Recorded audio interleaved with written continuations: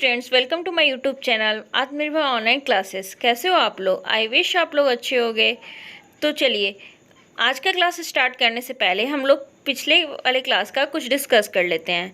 पिछले वाले क्लास में हम लोगों ने देखा था एक्सीलरेशन के बारे में, change in velocity upon time. उससे रिलेटेड कुछ क्वेश्चंस हम लोगों ने सॉल्व किए थे। उसके बाद हम लोगों ने निगेटिव एक्सीलरेशन यानी कि रिटार्डेशन के बारे में देखा था। सेम दोनों एक ही चीज़ें होती हैं, बस निगेटिव एक्सीलरेशन, जब एक्सीलरेशन निगेटिव आ जाता है तो हम लोग उसको बोलते हैं रिटार्डेशन। आज हम लोग पढ़ेंगे graphical representation of motion, motion को ग्राफ पे रिप्रेजेंट करना। तो सबसे पहला जो हम लोग पढ़ेंगे वो है हमारा डिस्टेंस टाइम ग्राफ। दो क्वांटिटी है इसमें, एक है डिस्टेंस और दूसरा है टाइम। इसको हम लोग एक्स और वाई एक्सिस पे रिप्रेजेंट करेंगे और देखेंगे इसमें कैसे चेंजेस होते हैं। तो हम लोग देखते हैं कि डिस्टेंस अपॉन टाइम क्या होता है, स्पीड होता है। तो इसमें दो कंडीशन आएंगे हमारे, एक होगा हमारा यूनिफॉर्म स्पीड और दूसरा होगा non uniform speed.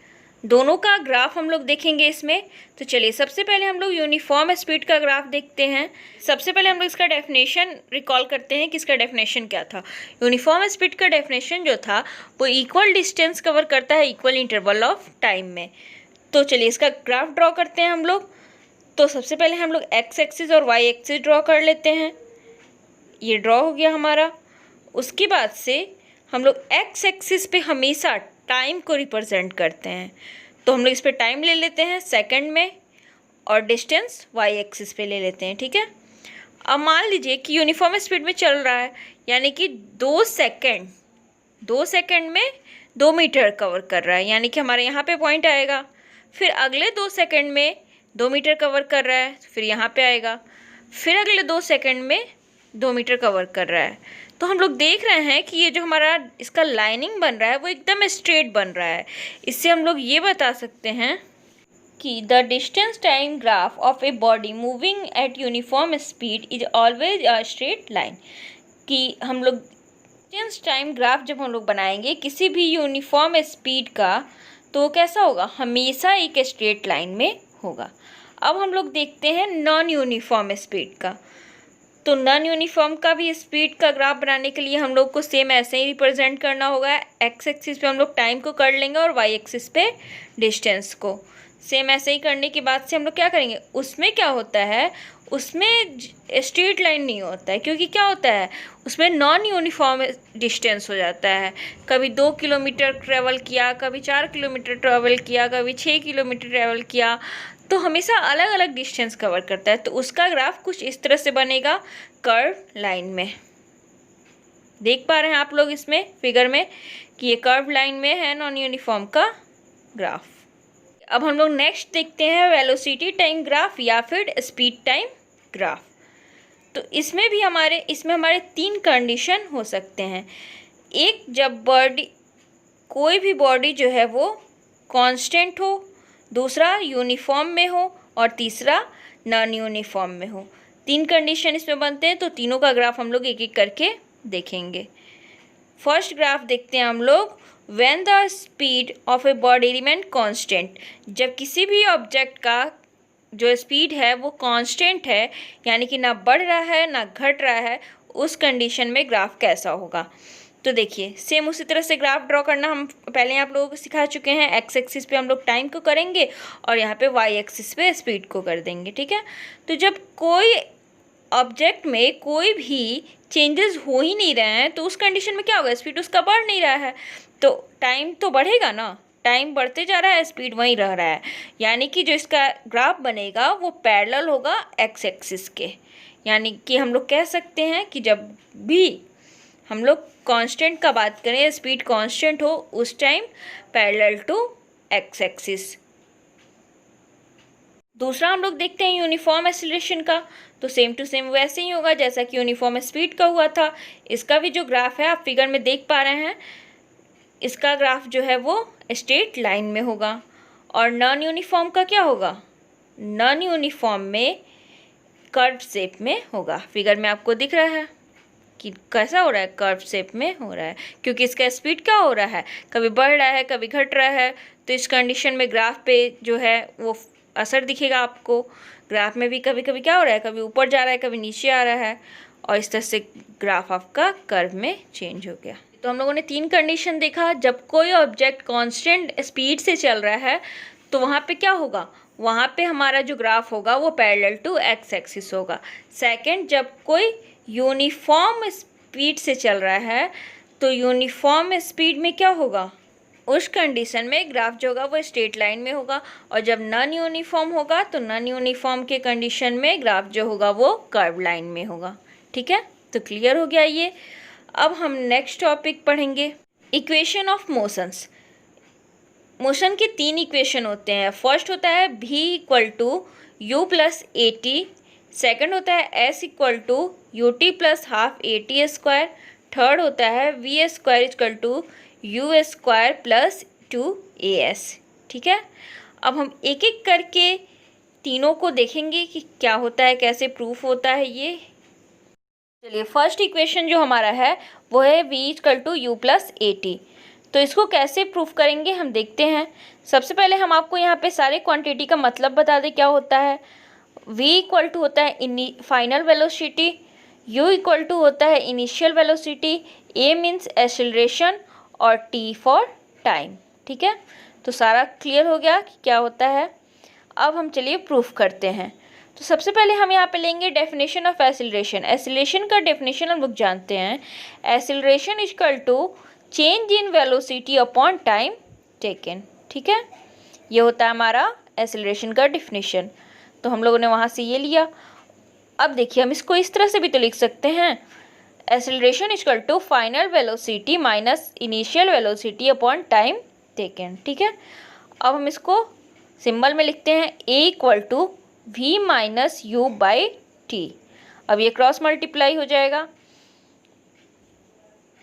A t equal to v minus you.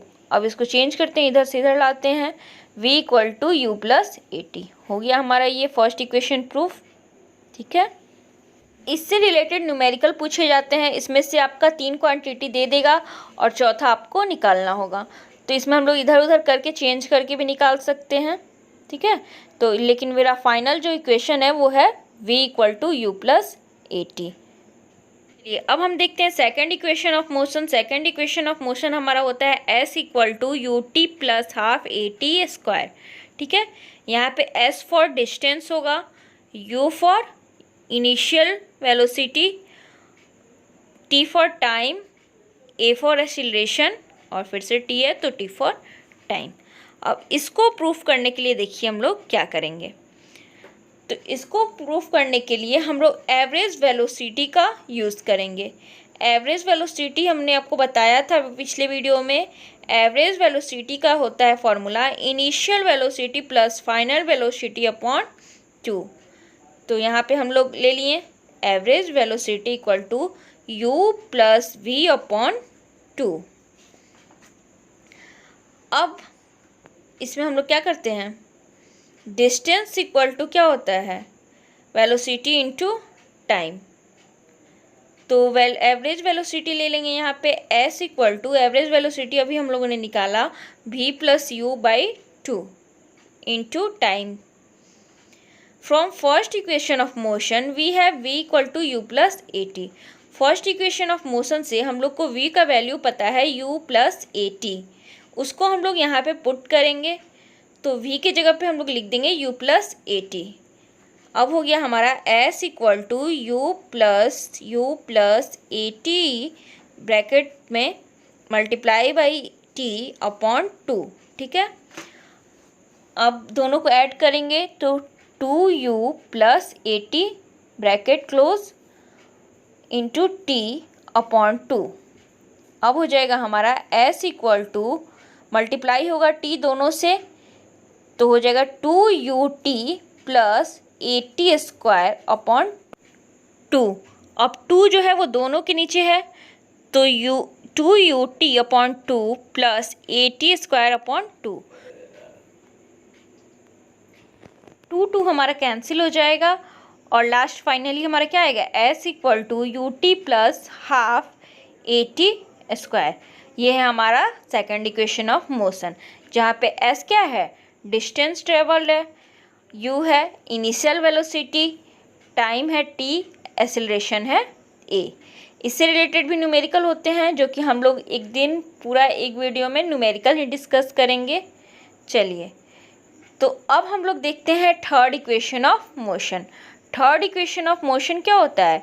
We square equal to u square plus 2as। यह है हमारा थर्ड इक्वेशन ऑफ मोशन। चलिए, इसको हम लोग प्रूफ करते हैं। तो इसको प्रूफ करने के लिए हम लोग सेकेंड इक्वेशन का यूज़ करेंगे। सेकेंड इक्वेशन ऑफ मोशन हमारा क्या है? s equal to u t plus half a t square. इसको हम लोग मान लेते हैं इक्वेशन नंबर फर्स्ट। अब हम लोग लेते हैं first equation of motion. First equation of motion हमारा क्या है? v equal to u plus a t. इसको मान लेते हैं इक्वेशन नंबर सेकेंड। अब सेकेंड नंबर इक्वेशन को अरेंज करते हैं तो आता है हमारा a t equal to v minus u. A t को इधर लाए हैं और v को उस साइड ले गए हैं। तो चलिए, यहाँ से t की वैल्यू निकाल लेते हैं। t equal to v minus u by a. ठीक है, यहाँ तक कोई डाउट नहीं है। अब आगे हम लोग क्या करेंगे? Putting the value of t in equation one. Equation number one जो हम लोगों ने माना था उसमें t की वैल्यू को पुट कर देंगे। तो क्या हो जाएगा हमारा? s equal to u v minus u upon a plus half a, t की जगह पे v minus u upon a का होल स्क्वायर। ठीक है, फिर इसको सॉल्व करते हैं।